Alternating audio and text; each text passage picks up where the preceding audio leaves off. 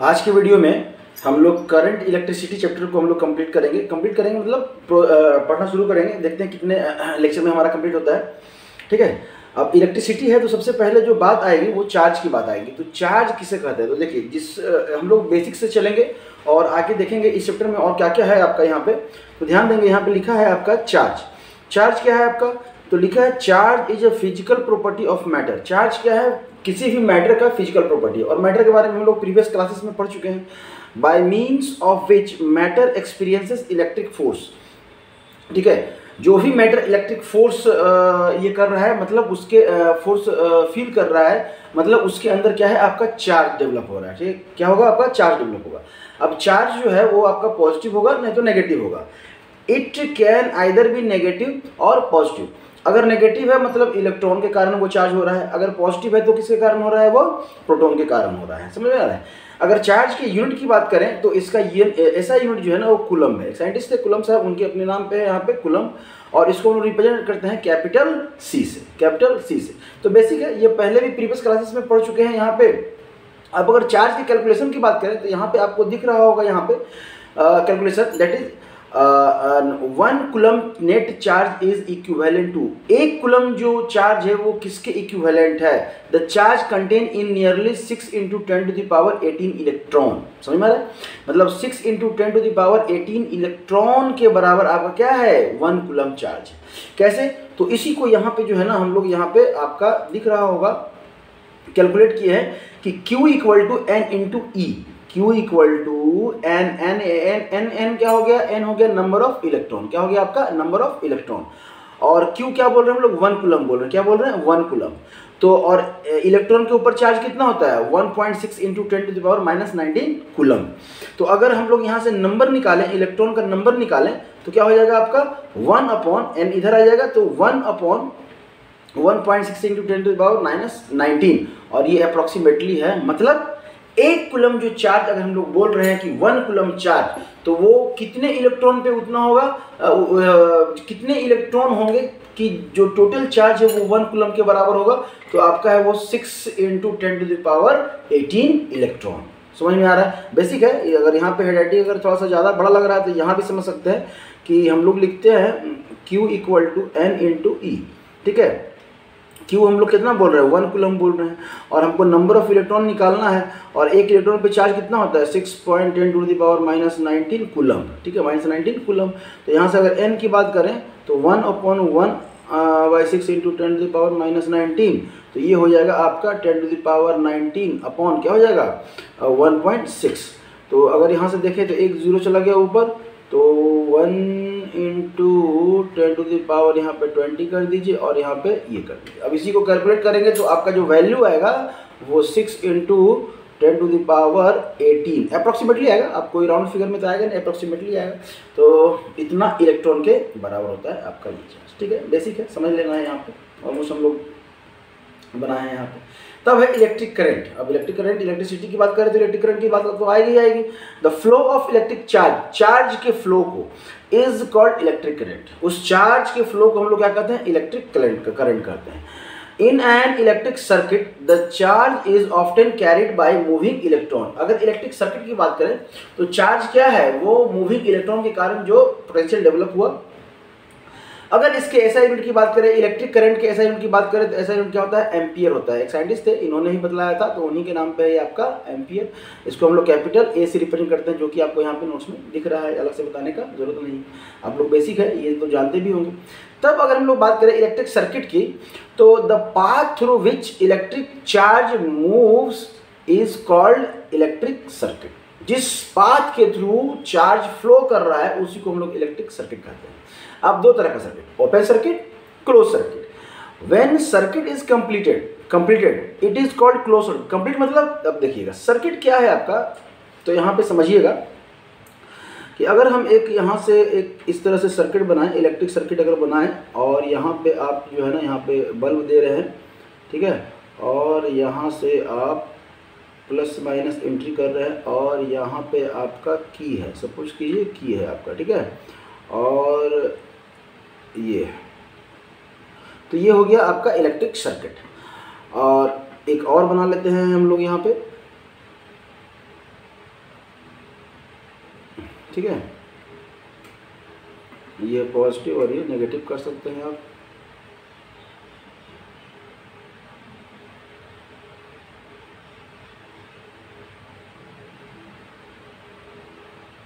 अब देखिए, ये हो गया आपका ओपन सर्किट और ये हो गया आपका क्लोज्ड सर्किट। ठीक है, क्लोज सर्किट हो गया। हम लोग जिस बात की कर रहे हैं ना, यहाँ पे सर्किट की बात कर रहे हैं, तो ये हो गया आपका ओपन सर्किट, ये हो गया आपका क्लोज सर्किट। ठीक है, ओपन सर्किट मतलब यहाँ पे जो स्विच का जो कनेक्शन है वो नहीं दिया हुआ है। यहाँ पे क्या है, आपका स्विच का जो कनेक्शन है वो क्या है, नहीं दिया हुआ है। तो ये हो गया ओपन, मतलब यहाँ से जो करंट है वो फ्लो यहाँ कर रहा है, यहाँ कर रहा है, यहाँ कर रहा है, यहाँ कर रहा है, लेकिन क्या ये इधर आ पा रहा है, नहीं आ पा रहा है। तो ये ग्लो करेगा, तो ये ग्लो नहीं करेगा। लेकिन अगर इसकी बात करें तो यहाँ से ये जो करंट है ये पास कर रहा है और ये क्या हो जाएगा, आपका ग्लो करेगा। तो ग्लो करने के लिए ऐसे आप सिंबॉलिक फॉर्म में दिखला सकते हैं क्लोज सर्किट। और अगर ओपन सर्किट अगर बनाने के लिए आए आप लोग को, आप इस तरह से बना देंगे, आपको नंबर मिल जाएगा। ठीक है, तब अगर बात करते हैं हमारा, ये तो हो गया हमारा, तब बात करते हैं कुछ सिंबल्स की। ठीक है, अब देखिए आपके सिंबल्स आपके बुक में दिया हुआ है कुछ सिंबल्स। सेल का रिप्रेजेंटेशन कैसे करते हैं, तो ये ऑलरेडी जो है ना हम लोग यहाँ पे देख चुके हैं। अगर सेल के रिप्रेजेंटेशन की बात करें तो यहाँ पे सेल को हम लोग इस तरह से दिखलाते हैं। ठीक है, पॉजिटिव और नेगेटिव, पॉजिटिव और नेगेटिव। तो फिर बैटरी को कैसे दिखलाएंगे, बैटरी में ज़्यादा कर दीजिए। ठीक है, बहुत सारे सेल से मिलके बनता है। ठीक है, की क्या हो गया, तो की यहाँ पे दिखा हुआ है ओपन और क्लोज। तो अगर ओपन की बात करें, तो ये इस तरह से आप तिरछा बना दीजिए और यहाँ पे ये सीधा कर दीजिए। अगर क्लोज की बात करें तो आप इस तरह से जो है ना ऐसे करके दिखा सकते हैं। ठीक है, मतलब वो जुड़ा हुआ है। अगर ज्वाइंट वायर की बात करें, वायर ज्वाइंट है। ठीक है, ज्वाइंट वायर की बात करें तब क्या होगा, और वायर विथ नो ज्वाइंट, अगर वायर के ज्वाइंट की बात करें तो आपका जो क्या कह सकते हैं सिंबल क्या होगा, सिंपल आप इस तरह से यहाँ पे ज्वाइंट लगा सकते हैं। लेकिन अगर आपका ज्वाइंट नहीं है तो आपको उसको दिखलाना होगा कुछ इस तरह से। अगर इसकी बात करें तो ये एक वायर है, और एक वायर यहाँ से ऐसे करके पास कर गया। आप इसको इस तरह से भी दिखला सकते हैं। अगर इसकी बात करें तो इसको इस तरह से भी दिखला सकते हैं, ऐसे और ऐसे, ये जॉइंट वायर है। लेकिन अगर जॉइंट वायर नहीं है तो ये क्या हो गया, इस तरह से आप इसको दिखला सकते हैं सिंबॉलिक फॉर्म में। बल्ब का जो रिप्रेजेंटेशन किए हैं वो कैसे किए हैं हम लोग, तो बल्ब को अभी हम लोग बनाए, और बल्ब में आप इस तरह से जो है ना रेड से बना ज़्यादा अच्छा है, ऐसे रेसिस्टेंस बना दीजिए और ऐसे कर दीजिए। ऐसे ही आपका बल्ब का हो गया, कोई दिक्कत। अगर आमीटर की बात करें तो यहाँ पे ए लिख दीजिए, गोला में इस तरह से कर दीजिए। वोल्टामीटर के तो आप वी लिख दीजिए और इस तरह से आप कर दीजिए। रेसिस्टेंस की बात करें, रेसिस्टेंस को तो हम लोग इस तरह से रिप्रेजेंट करते हैं। ये हो गया आपका रेसिस्टेंस। और रियोस्टेट की बात करें तो आप रेसिस्टेंस पहले बना लीजिए और ऐसे दिखला दीजिए, या इसी को आप रेसिस्टेंस पहले बना लीजिए और आप ऐसे दिखला दीजिए। तो ये रियोस्टेट की बात है, समझ में आ रहा है। तो मतलब कुछ बेसिक सिंबॉलिक फॉर्म है जो कि आपको यहाँ पे दिख रहा होगा, तो इसको आपको समझ लेना है। सिंपल है, आपके एग्जामिनेशन में भी आ सकता है, सिंपल। और फ्यूचर में कंपटीशन में भी ये पूछता है कि which of the following is the symbol of electric circuit, या electric ammeter, voltmeter, joint wire, non joint मतलब वायर विदाउट ज्वाइंट, ऐसे करके। तब आता है आपका कूलम्ब्स लॉ। अब कूलम्ब्स लॉ की बात आ रहा है, चार्ज का यूनिट इन्होंने दिया था। अगर इनकी बात करें तो यहाँ पर डेफिनेशन लिखा है, द फोर्स ऑफ अट्रैक्शन और repulsion acting between 2 point charge, 2 point charge के बीच में अट्रैक्शन और रिपल्सन फोर्स जो एक्ट कर रहा है is directly proportional to the product of their magnitude of 2 charges, 2 charge के प्रोडक्ट के मैग्नीट्यूड के बराबर है, and inversely proportional to the square of the distance between them, उनके बीच का जो डिस्टेंस है उसके स्क्वायर के इनवर्सली है। समझ में आ रहा है। ये आप ग्रेविटेशन में भी पढ़ते होंगे तो वहाँ पे इस तरह से आता है, तो वहाँ पे मास के साथ लेते हैं, यहाँ पे हम लोग चार्ज के साथ लेते हैं। इनका जो लाइन जो है ना, ये लाइन जो बोल रहा है वो क्या बोल रहा है, directly proportional to the product of charge. तो यहाँ पे दिया हुआ है आपको, यहाँ पे F in directly proportional to Q1 और क्या लिखा हुआ है आपका Q2 लिखा हुआ है। और आपका उनके बीच के डिस्टेंस का क्या हो गया, आपका इन्वर्सली प्रोपोर्शनल है। अगर इन दोनों को एक साथ हम लोग लें तो इस तरह से ले सकते हैं कि F is directly proportional to Q1 Q2 अपन क्या हो जाएगा R²। तब अगर बात करें तो इसको इक्वल करते हैं तो यहाँ पे एक कांस्टेंट आता है 4 पाई एप्सिलॉन नॉट, इसको कहते हैं एप्सिलॉन नॉट, इस सिंबल को कहते हैं एप्सिलॉन नॉट, ठीक है, नॉट एप्सिलॉन, अगर ऐसा है तो सिर्फ एप्सिलॉन कहते हैं, ठीक है।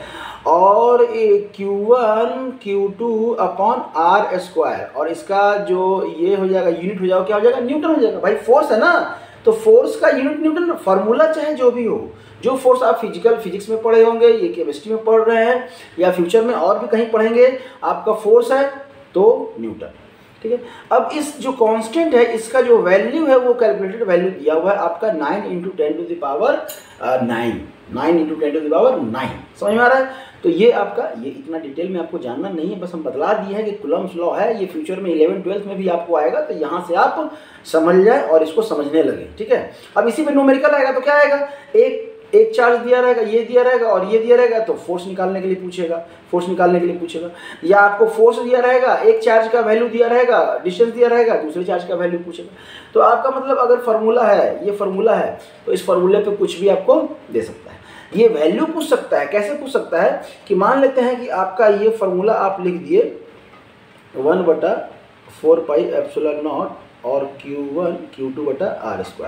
आपको पूछेगा कि अगर चार्ज का मैग्नीट्यूड प्रोडक्ट बढ़ जाए, मतलब डायरेक्टली प्रोपोर्शनल जो हम लोग लिखे हैं यहाँ पे, इस डायरेक्टली प्रोपोर्शनल का मतलब क्या है कि अगर इफ R कांस्टेंट, R² क्या है, डिस्टेंस क्या है, कांस्टेंट, डिस्टेंस क्या है, कांस्टेंट, अगर दो बीच का डिस्टेंस, अगर दो चार्ज के बीच का डिस्टेंस कांस्टेंट रखें तो उनका अगर मैग्नीट्यूड बढ़ाएंगे तो उनका फोर्स भी बढ़ जाएगा, फोर्स ऑफ अट्रैक्शन कहिए या रिपल्सन कहिए, वो बढ़ जाएगा। समझ में आ रहा है। अगर ये कांस्टेंट है, इसके मैग्नीट्यूड को घटाएंगे तो फोर्स भी घट जाएगा। और जस्ट इसका उल्टा कि अगर हमारा चार्ज का वैल्यू सेम है, डिस्टेंस बढ़ाएंगे तो फोर्स कम होगा, डिस्टेंस कम होगा, फोर्स ज़्यादा होगा। समझ में आ रहा है, ठीक है। This force acts along the line joining the two charges. ये फोर्स किसके अलोंग होता है, जो वो लाइन जिसको वो दो चार्ज जो है ना वो क्या कर रहा है, उसको जोड़ रहा है। तब आपका आता है यहाँ पे इंटेंसिटी ऑफ इलेक्ट्रिक फील्ड। देखिए बहुत बेसिक से हर टॉपिक को हम सोचे हैं छोटा छोटा डेफिनेशन के साथ कंप्लीट करने का, क्योंकि यहाँ पढ़ेंगे तो यही चीज़ आपको फ्यूचर में आगे पढ़ना है, ठीक है। तो यहाँ से अगर कंप्लीट करते हुए चलेंगे, थोड़ा तो लगेगा कि हम एक्स्ट्रा जा रहे हैं, आपको समझ में नहीं आएगा, बुक में नहीं मिलेगा, तो आप परेशान नहीं होना है, समझिए, एनसीईआरटी को रीड कीजिए, सब मिलेगा, वर्ड मिलेगा, यहाँ पे हम समझा दे रहे हैं उसको। The intensity of electric field at a point is defined as the force acting on a per unit force acting on a unit positive charge placed at a point। एक पॉइंट पे जो यूनिट पॉजिटिव चार्ज है उस पे जो force applied हुआ उसी को हम लोग कहते हैं इंटेंसिटी ऑफ इलेक्ट्रिक फील्ड, ठीक है। At any point is defined as force acting on unit positive charge, ठीक है, प्लेस्ड एट द पॉइंट। ये क्या है, वेक्टर क्वांटिटी, क्या है आपका वेक्टर। ये याद रखिएगा, यही आपके कंपटीशन में पूछा जाता है। फ्यूचर में अगर ग्रेजुएशन के बाद भी कंपटीशन दे रहे हैं तो ये पूछा जाएगा कि जो आपका इंटेंसिटी ऑफ इलेक्ट्रिक फील्ड है उसका यूनिट बताइए। वो एक्सेल क्वांटिटी है कि वेक्टर क्वांटिटी है, तो वो क्या है, वेक्टर क्वांटिटी है। और अगर यूनिट की बात करें तो न्यूटन और कूलम, यूनिट क्या है, न्यूटन पर कूलम। समझ में आया, कोई दिक्कत नहीं, लिखा है ना। The intensity defined as force acting on unit positive charge, तो यूनिट पॉजिटिव चार्ज आपका। तब आपकी बात करते हैं कि electric field due to a point charge, electric field due to a point charge, यहाँ पे क्या लिखे हैं, इंटेंसिटी ऑफ इलेक्ट्रिक फील्ड। और अब electric field due two point charge, point charge के कारण इलेक्ट्रिक फील्ड कितना क्रिएट होगा, कितना डेवलप होगा। तो अगर हम लोग बात करें the force acting on a positive test charge, positive test charge Q0 से रिप्रेजेंट करते हैं at a distance R from a point charge Q is electric potential the electric potential at a point in an electric field is the amount of work done is bringing a test charge Q from infinity to that point. अब समझिएगा, एक charge है, वहां से एक दूसरे charge को खींच के हम लोग ला रहे हैं, उस एट्रैक्शन में जितना फोर्स लगेगा जो फील्ड होगा हमारा, अरे फील्ड मतलब क्या होता है, हम लोग जहाँ खेलते हैं वो फील्ड है ना बाबा, फील्ड मतलब वो एरिया।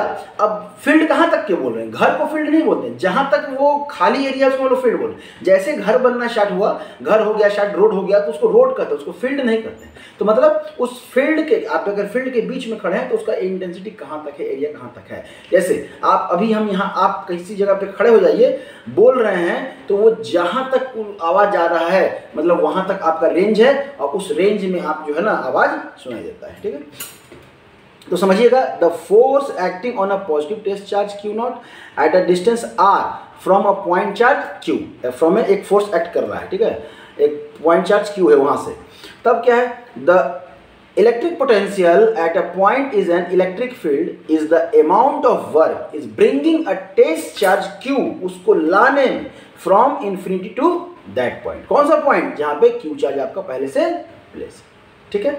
तो इलेक्ट्रिक पोटेंशियल क्या हो गया, तो V voltage, V equal to W upon q naught, W upon q naught. अगर हम लोग बात करें यूनिट, इट्स यूनिट इज क्या है आपका वोल्ट, डिनोटेड बाय V। और ये वोल्ट किसने दिया था, साइंटिस्ट का नाम था, कहाँ लिखा है, इट इज नेम्ड आफ्टर एलेसैंड्रो वोल्टा, एलेसैंड्रो वोल्टा, उन्हीं के नाम पे ये जो है ना आपका वोल्ट, V कैपिटल जो V हम लोग लेते हैं उन्हीं को लेते हैं। और ये है कैसा आपका, तो ये स्केलर क्वांटिटी, मतलब इसमें मैग्नीट्यूड तो है लेकिन डायरेक्शन नहीं है। समझ में आया, तो ये चीज़ याद रखिएगा। ये इतना डिटेल में आपको 10th में तो नहीं पूछने जा रहा है, लेकिन इतना बता दे रहे हैं कि 12th में पक्का यहीं से स्टार्ट होगा। तो एक बार थोड़ा सा अगर यहाँ पे आप समझ लें तो आपको कोई दिक्कत नहीं होगा, ठीक है। तब अगर हम लोग बात करते हैं यहाँ पे पोटेंशियल डिफरेंस की, पोटेंशियल डिफरेंस, देखिए डिफरेंस की बात कर रहे हैं, तो मतलब पोटेंशियल तभी डेवलप होगा ना जब दो पॉइंट्स के बीच में चार्ज का आपका डिफरेंस होगा। तो अगर हम लोग यहाँ पे बात करते हैं, the amount of work done is taking a test charge, मतलब वर्क डन किसी, जैसे देख लीजिए, मान लीजिए ये दो टर्मिनल है, अगर इसमें डिफरेंस नहीं होगा तो पोटेंशियल डिफरेंस तो होगा ही नहीं। अगर जितना यहाँ पे, जैसे सपोज कीजिए ये पानी का पाइप रहता, सपोज पानी का पाइप रहता, और अगर ये लेवल रहता, ये एकदम लेवल में रहता, तो यहाँ पे हम पानी डालते तो इधर उधर होता का नहीं ना होता, मतलब जितना यहाँ पे डिस्टेंस है उतना ही यहाँ पे डिस्टेंस है, तो दोनों डिस्टेंस क्या हो गया, मतलब इंक्लिनेशन क्या हो गया अगर हाइट की बात करें। लेकिन अगर ऐसे हो गया तो ये हाइट ज़्यादा हो गया और ये कम हो गया। अब है कि यहाँ पे कुछ भी रखेंगे, अगर पानी रखेंगे तो वो इधर जाएगा। क्यों जा रहा है, क्योंकि इनके हाइट में डिफरेंस हो गया। इसी को हम लोग फिजिक्स में पोटेंशियल डिफरेंस के रूप में पढ़ते हैं। The amount of work done in taking a test charge from one point to other in a electric field is called potential difference between those point. This unit also volt. इसका अब देखिए potential है, चाहे potential difference रहे, चाहे कुछ भी रहे, वो उसका क्या रहेगा आपका वोल्ट। आगे भी आएगा, वर्ड अलग है लेकिन यूनिट क्या है सेम। और ये क्या है आपका स्केलर क्वांटिटी। दो पॉइंट्स के बीच में अगर चार्ज का डिफरेंस होगा तभी पोटेंशियल डिफरेंस क्रिएट होगा। अगर यहाँ पे जितना सेम चार्ज है यहाँ भी सेम चार्ज रहेगा तो पोटेंशियल डिफरेंस होगा क्या, नहीं। लेकिन यहाँ पे अगर हम कहें कि यहाँ पे अगर 2 पॉजिटिव चार्ज है और यहाँ पे 1 पॉजिटिव चार्ज है तब डिफरेंस हुआ, तब चार्ज का क्या हो गया, डिफरेंस हुआ, ठीक है। और हायर से लोअर की ओर फ्लो करेगा। अब अगर 1 वोल्ट की बात करें तो 1 वोल्ट होता क्या है, when 1 joule of work is done, 1 joule of work is done carrying 1 coulomb of charge from one point to another of a current carrying conductor, एक कंडक्टर के through, then the potential difference is said to be 1 volt. Potential difference is said to be 1 volt. समझ में आ रहा है। यहाँ पे आपको दिया हुआ है, इस फार्मूले से भी समझ सकते हैं, ये इस फार्मूले से भी समझ सकते हैं कि यहाँ पे अगर हम लोग वोल्ट बोले तो 1 जूल अगर वर्क हो गया और कितना 1 कूलम चार्ज, तो इसी को हम लोग क्या बोलते हैं, वोल्ट बोलते हैं। क्या बोलते हैं, वोल्ट। मतलब जूल पर कूलम को हम लोग क्या बोल रहे हैं, वोल्ट बोल रहे हैं। समझ में आया। चलिए, तब अगर हम लोग यहाँ से आगे बढ़े, 1 वोल्ट हो गया आपका, यहाँ से आगे बढ़े तब आपका क्या है, electrical capacitance. Electrical capacitance, electrical capacitance क्या है, the capacitance C of a conductor is defined as the ratio of charge given to rise in potential V of the conductor. मतलब जो पोटेंशियल राइज किया या पोटेंशियल डिफरेंस जो develop हुआ, तो C is equal to हम लोग क्या लिखे हैं, Q upon V, Q upon V। अब 1C कब कहेंगे, 1C कब कहेंगे, मतलब 1 कैपेसिटेंस कैपिटल C है, स्मॉल c नहीं है। यहाँ पे कूलम से और इसे कंफ्यूज मत होइएगा। जब 1 कूलम चार्ज आपका, या कह सकते हैं चार्ज जो है ना 1 यूनिट चार्ज रहे, 1 यूनिट, और ये वोल्ट क्या रहे 1 वी रहेगा, तब ये क्या कर सकते हैं 1। और इसको हम लोग कैपेसिटेंस का, इसका यूनिट क्या है आपका फराडे, क्या है आपका फराडे। इसका छोटा छोटा टर्म है, ये सब नहीं मिलेगा एग्जामिनेशन में, आपको नजर आएगा, यहाँ से ध्यान रखिएगा, तब हम लोग पहुँच, ये सब बेसिक चीज़ें हैं। तब आते हैं ओम्स लॉ। आप कभी भी स्कूल में पढ़ें, कोचिंग में पढ़ेंगे, सीधा इलेक्ट्रिक करंट स्टार्ट करेंगे, चार्ज बताएंगे और सीधा पहुंच जाएंगे ओम्स लॉ पे। चार्ज बताएंगे, सिंबल बताएंगे, सीधा ओम्स लॉ पे। लेकिन ये छोटे छोटे जो डेफिनेशन है वो लोग छोड़ देते हैं। कोशिश कीजिए इन डेफिनेशंस को अच्छे से करने का, क्योंकि ये फ्यूचर में आपको आने वाला है। अगर यहाँ नहीं पढ़ेंगे तो फ्यूचर में आपको दिक्कत होगा और वही परेशानी झेलना पड़ेगा जो अभी आप झेल रहे हैं। इसलिए अभी से मेहनत करना शुरू कर दीजिए और बाद में आपका आसान होगा। अगले वीडियो में हम लोग मिलेंगे जिसमें हम लोग करेंगे ओम्स लॉ। ठीक है, थैंक यू।